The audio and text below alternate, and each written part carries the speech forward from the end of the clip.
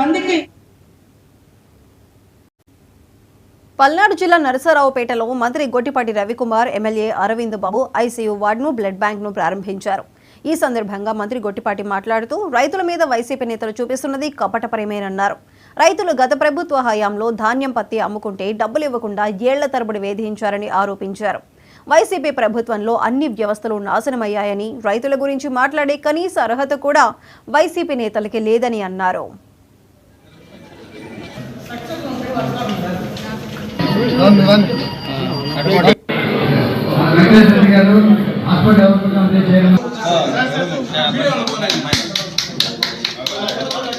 Red cross ఆధ్వర్యంలో మనం వాళ్ళ బ్లడ్ బ్యాంక్ ఒకటి ఓపెన్ చేసుకోవడం జరిగింది.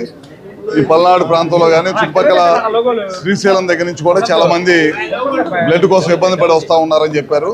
చాలా పెద్ద ఎత్తున ఇవాళ బ్లడ్ బ్యాంక్ ఓపెన్ చేసుకోవడం, దాదాపు 50 లక్షల రూపాయలు దాతలు సహకారం అందించారు. మిగతా 2.5 కోట్ల రూపాయలు బ్లడ్ బ్యాంక్ వాళ్ళు సహకరించారనమాట. అదేవిధంగా ఒక 10 బెడెడ్ హాస్పిటల్ లోపల ఒక కేర్ని ఐసీయూని ఒకటి ఓపెన్ చేసుకోవడం జరిగింది. అదే కాకుండా కొద్ది రోజుల్లోనే మనం ఇక్కడ 36 కోట్ల రూపాయలతోటి మరొక హాస్పిటల్ క్రిటికల్ కేర్ బిల్డింగ్ ఒకటి ఓపెన్ చేసుకుంటా ఉన్నాము. ఇప్పుడు 200 బెడ్ హాస్పిటల్, దాదాపు 1000 మంది పైన ఓపీ ఉంటుంది ఈ హాస్పిటల్కి. చాలా బాగుంది. ఇంకా స్టాఫ్ కానీ కొంత కొరత ఉందని చెప్తున్నారు. వాటిని కూడా ఏం చేయాలనేది ఒకటి ఆలోచిస్తున్నాం. అదే స్థానిక శాసనసభ్యులు కూడా ఈ హాస్పిటల్ చుట్టుపక్కల ప్రాంతాల్లో ఎక్కువ మంది పేషెంట్స్ వస్తున్నారు, ఇంకొంత బెడెడ్ పెంచాలని చెప్పి అడుగుతా ఉన్నారు.